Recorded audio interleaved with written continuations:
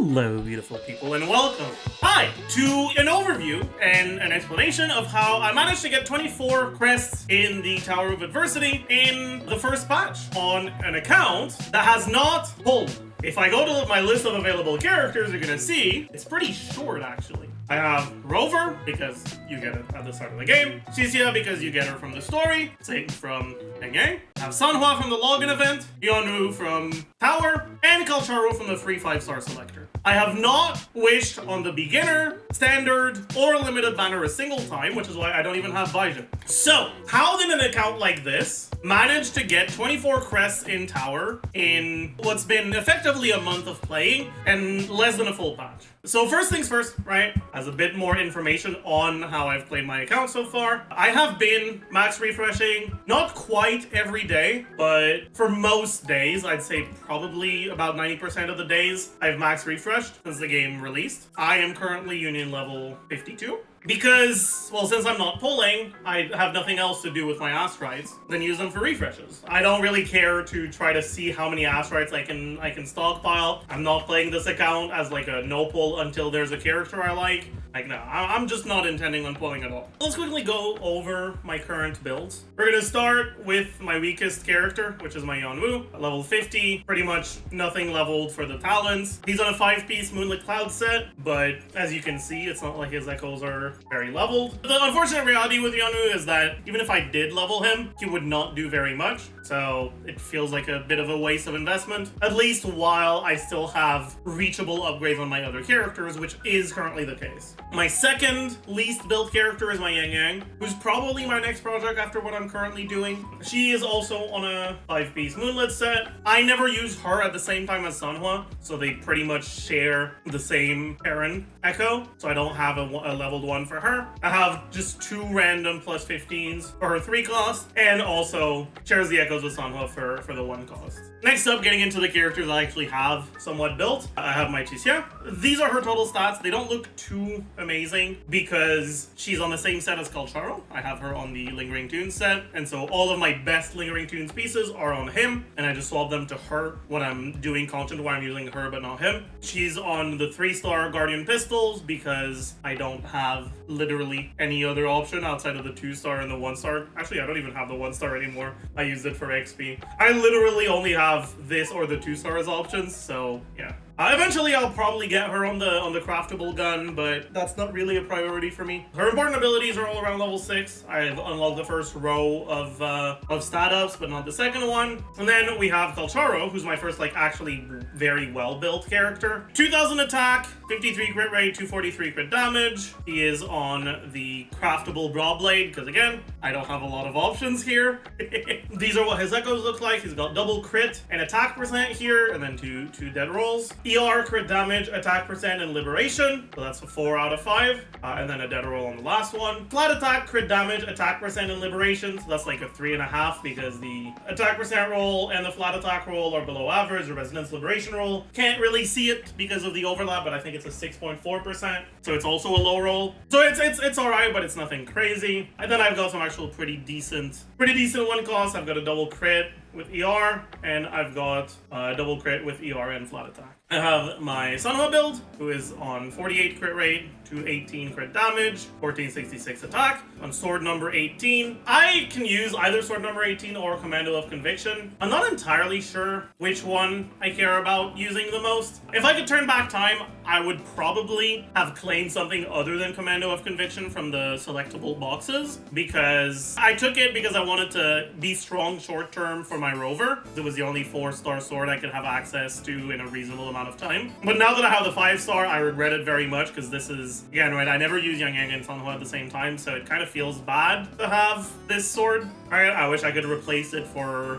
either the selectable broadsword, the gun, or the gauntlets for one of my other characters, but it is what it is. Right now she's on this because I'm kind of bad and I keep getting hit, so having a little bit of healing is nice, but honestly, she could be on either. This is what her build looks like. You got a lot of different sources of damage percent, which isn't actually that good. On the Heron, we've got a double crit with flat attack for the 1 cost. This one's actually pretty good. We've got double crit, ER, and Resonance Liberation. And heavy attack is also pretty good on Senhua, right? Heavy attack and Resonance Liberation are like her main 2 sources of damage, I guess. So like, it's not as good as attack percent or flat attack, but it's still pretty good. But a pretty good bear, right? Double crit with attack percent, and then whatever the hell that is. No crit at all, but it is what it is. And then finally, my main carry on the account, the character that's done the most for me, Havoc Rover. My Havoc Rover build is actually really good. 1913 attack, 140 energy regen, 87.8% crit rate, 216 crit damage, which if you play Genshin or Star Rail or honestly any other game that isn't this one, is the equivalent of 116 crit damage, because it shows the base 100 crit damage in this number for some reason. So this ratio is like a little bit scuffed, but it's not like that scuffed. It's just, I would rather have a crit damage main stat if I could find one as good as my crit rate main stat, but my crit rate main stat, as you're gonna see, is pretty damn good, so that might take a while. Right, I have double high roll of crit, resonance skill damage, attack percent, so it's pretty good. It definitely could be better, right? Like a perfect piece is double crit, attack percent, ER, flat attack, but it is what it is. This is also a pretty good piece, honestly. ER, crit rate, attack percent. Liberation is fine. Heavy attack is not very good. This is also a pretty good piece. It's 3 out of 5. Crit rate, ER, crit damage, with skill damage being okay. This, again, right, crit damage, crit rate, and here we got flat attack. And finally, my best piece by far is this one. We've got ER, crit rate, crit damage, and attack percent, so it's 4 out of 5, and the heavy attack isn't completely useless. So overall, very strong build. So why is my build on Rover so much better than my build on my other characters? Well, mainly because Rover is just better than the other characters I have. The reality is that Golcharo's unfortunately just not that good. When you compare him to Rover, he just doesn't, he's not as good. In the previous iteration of this tower, that was fine because you had a big electro buff on the right side of the tower, so I could still use him there and get my 2 stars pretty easily. But unfortunately, now, the chamber where he is on the last floor is unfortunately just doomed to be 1 star, and I'm pretty far away from the 2nd star, so it is what it is. Part of that is because he's on the craftable instead of the 5 star. I might be able to just barely get 2 stars with the 5 star one, but I wouldn't get 3. And then my Havoc Rover, able to 3 star the Thundering Mephist level 100, and 2 star the 2-wave boss fight on the 1st tower.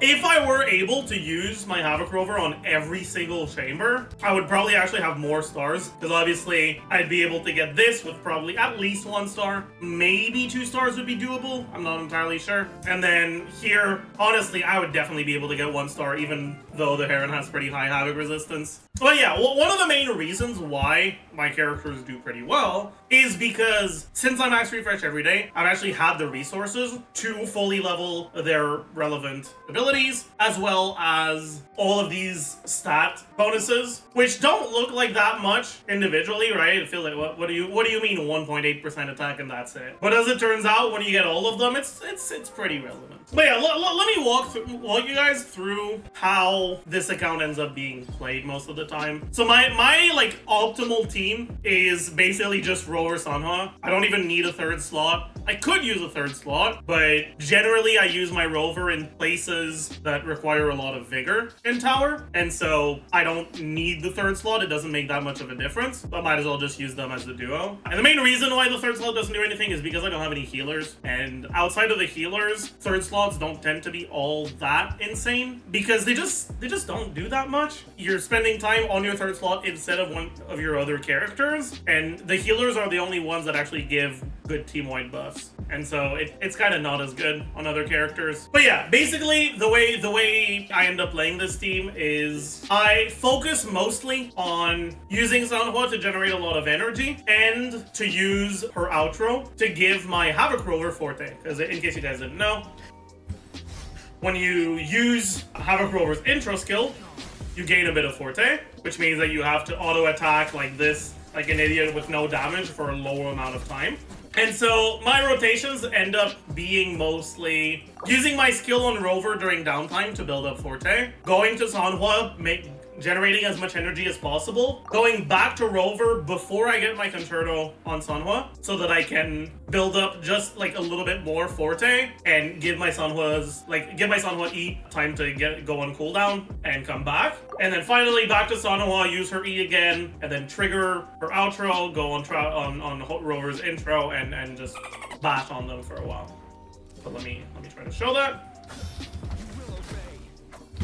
Oops. That was not good.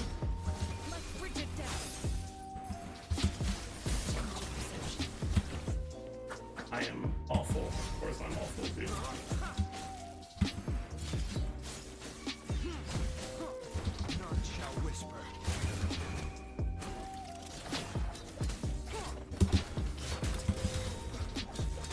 Stay on him for a little bit, and then ideally, before it's been 5 seconds, swap out, go generate a little bit more Forte, gonna do the annoying thing, we managed to trigger the parry,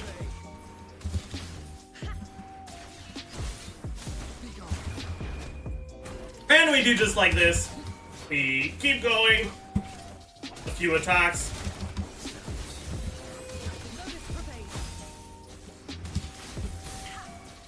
I fucked it up there. But generated too much Concerto.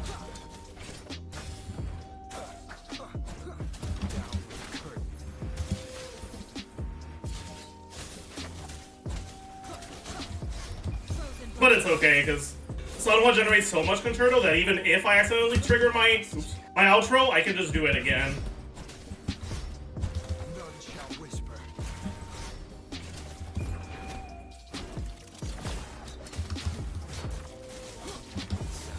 But yeah, obviously, harder to play perfectly while I'm explaining shit, so this is far from the best gameplay. Try to swap out before I get the Concerto from exploding the things. Get my E again to generate more energy. Get my intro. Use my ult.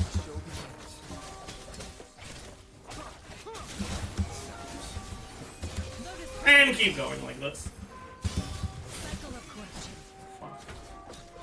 I generated too much again. But yeah, stuff gets a little bit more difficult to do perfectly when you get perfect dodges because it generates more Concerto, so it changes the combos you're supposed to be doing. And so unless you're paying a lot of attention to that, that can be a bit difficult. But let me try to show a more proper rotation without talking about it.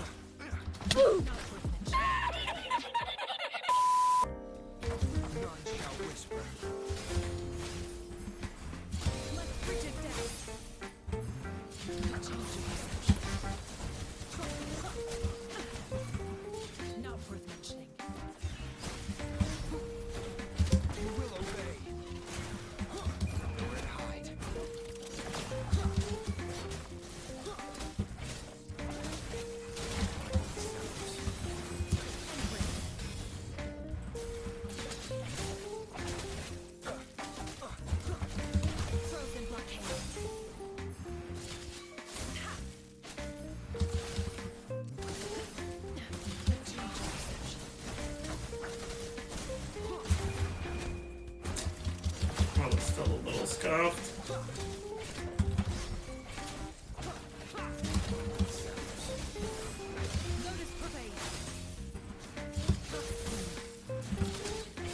There we go. That's what you're supposed to do.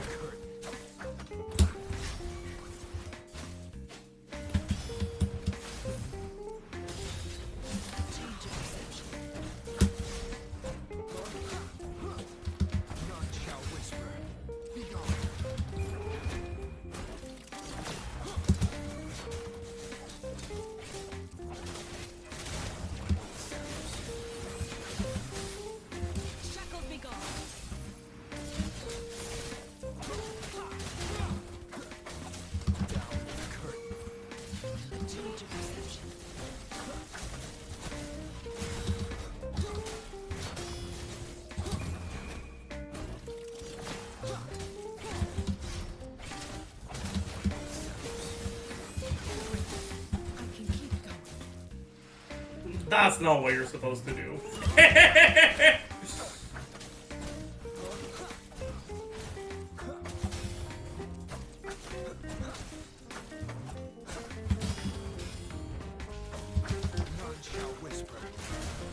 Am I still gonna get it? I'm so close, but I don't think so. Nah, close.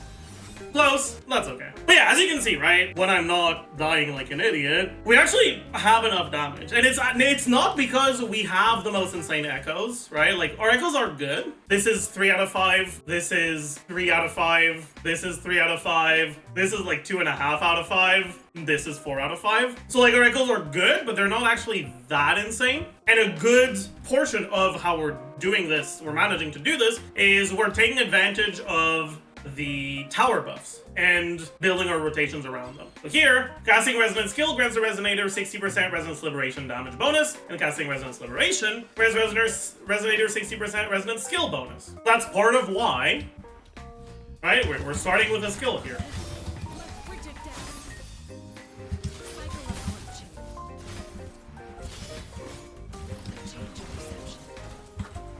I got hit like an idiot. Use our skill, go into thing, we get a damage on our ult, and then we get a damage on our other skill.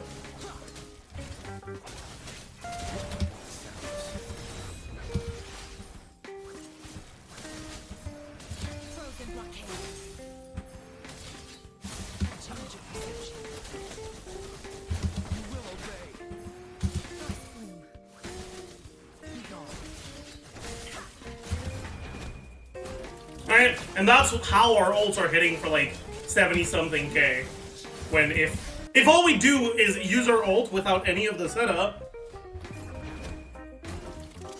we're hitting for 45K instead of 80K. So we're almost doubling our damage just from doing a better setup. Right? Even if you're in the dark form, baseline your ult is only doing like 50-something K, 55K. And if that's all the damage I did, it wouldn't be enough to clear, right? So it's like actually important to take advantage of the tower buffs properly. The main thing that makes the Havoc Rover Senhua combo the strongest thing on my account by far is that Senhua is just really good at generating energy, like insanely good. And it makes everything so much easier for Havoc Rover, who's a relatively energy hungry unit. If you are playing Havoc Rover, I want you to keep in mind, even though the ult is the biggest number, it is far from your only source of damage. Your skill also does a lot, right? If we go back in, right? Our first skill doesn't do quite as much because we don't have the bonus for it. But starting from the first skill onwards, most of your skills are gonna have the damage bonus because it lasts for 15 seconds and you always use your skill right after you use your ult. And it has a 12-second cooldown, which means you'll use a second skill before those 15 seconds are over if you're playing properly.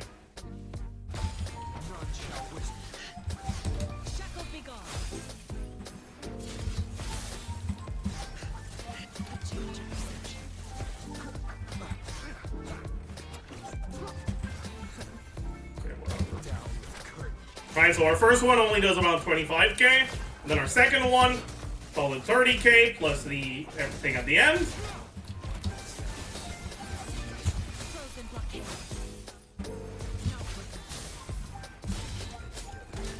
Then we get another one, that does another almost 30K.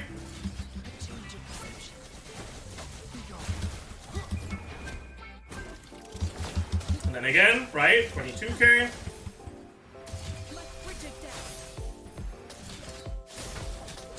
Forgot to use my echo here, but it is what it is. Oh, I'm an idiot. I saw back before the form was over. Anyways, if you're playing with a healer, you probably don't want to do rotations as tight as this. This specific rotation that I'm doing only gets 2 E's per rotation, whereas you can get 3 E's per rotation if you extend them to 24 seconds instead of the around 20 seconds I'm doing. The upside of doing that is, well, that's 4 seconds you can spend on a healer or whatever, and you get more skill damage and your ER requirements go down. The downside of doing that is your rotation gets extended, which, you know, DPS is damage per second, so when the per second is higher, then your DPS is lower. Generally, with a good healer, that's more than enough to make up for it, like with Verena. But because I don't have access to a good healer, then for me, it's not a good option. Anyways, I can tell you guys about the short and long-term goals for this account. So right now, I'm working on getting Senhua's skills fully leveled. I'm currently gated by boss materials, but we've just had a weekly reset, so I'll be able to level these probably tomorrow. And once that's done, she's gonna be level 80. Her weapon's gonna need to get to level 80. I might level Commando of Conviction instead of sword number 18, but I'm not sure. I'm really not entirely sure. We'll see how that goes, honestly. I probably will use this one instead. But yeah, once that's done, I'm going to move on to either Cixia and actually get her, you know, a little bit more ready for some of the bosses, or Yang Yang to try to make my early teams a bit stronger so that maybe I don't need to use Kalcharo on as many of the early ones, and maybe I can free up enough vigor for him to try some of the floors that Havoc Rover's doing. Maybe I get one less star with Kalcharo, and it frees up my Havoc Rover for the second side of the middle tower, and then maybe I can get 2 stars on that. That could be something I'm trying to do. I think Yonu is still, yeah, it's gonna take a while because again, right, I literally don't have access to a weapon that gives anything that he scales with right now. He can get access to Gauntlets 21D gives ER, which is fine. Guardian Gauntlets give defense. I'm not sure which one of the two I'll use. Originite is a gacha weapon. You cannot get it without pulling. I would love to. I think his best in slot is the Originite Type 4 Gauntlets, the ones that when hitting a target with basic attacks restore HP, because then that lets him use the healing set, and it makes him actually somewhat useful. But this weapon is gacha only, so I'm probably gonna have him on the Gauntlets 21D, which can also heal, but only on counter attacks, and I don't know if that's reliable enough to put him on the healing set. But yeah, right now it's mainly finishing up my Senhua build and then focusing on Yang Yang and Cixia. You'll notice I haven't really mentioned echoes.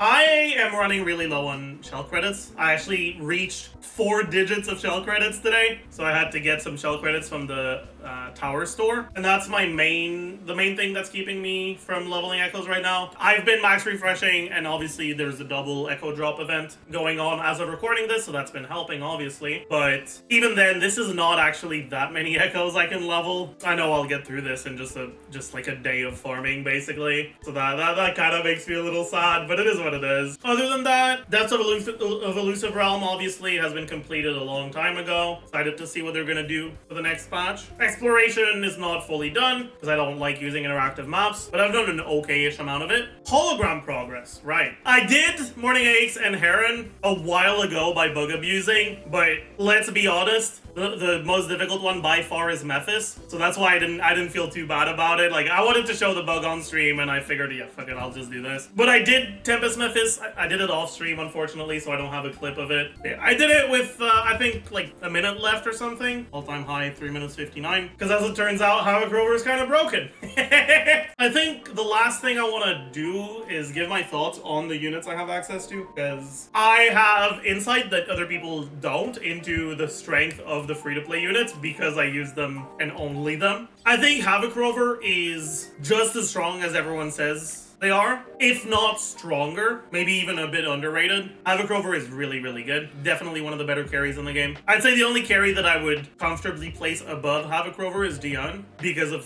1, how straightforward his teams are to play, and 2, how easy it is for him to deal with stuff like this, where there's like a first wave of shitter enemies that you have to get rid of as fast as possible so you get to the actual boss. I think once you get E6 on Havoc Rover, they're still not going to be better than Jian, but it'll be a lot closer. They'll be better against just straightforward boss content, but Jian's ability to deal with the first wave so easily is probably still going to make him better overall. I think Senhua is also just as good as people are saying she is. Senhua's biggest strength is how quickly she does everything. Resolving to her at 40 on the timer.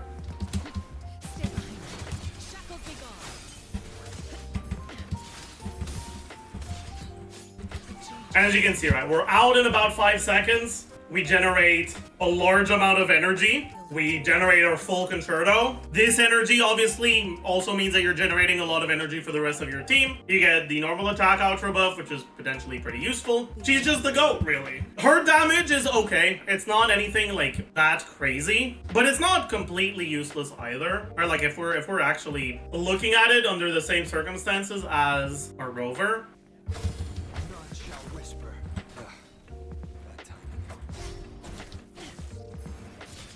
Right, our charge attack does like 8k on a crit, and obviously our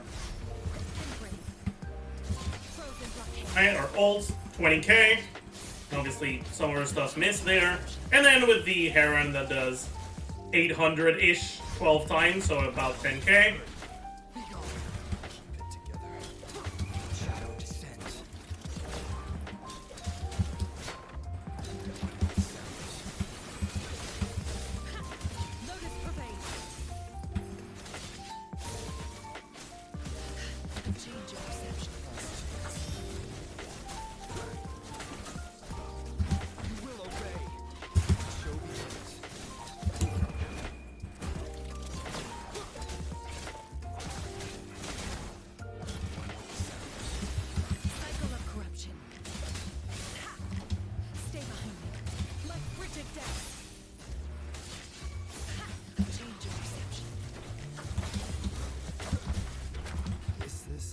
Right, like, so it's not quite as much, but obviously part of that is because he's on the Moonlit, not on an actual DPS set. You could boost her damage a little bit higher on a DPS set, but it's not worth it because Moonlit and Heron are so good. But point being, just, she's really fucking strong, and she's definitely worth building on any account that either cares about her outro buff at all, or specifically needs a character that generates a lot of energy on the team.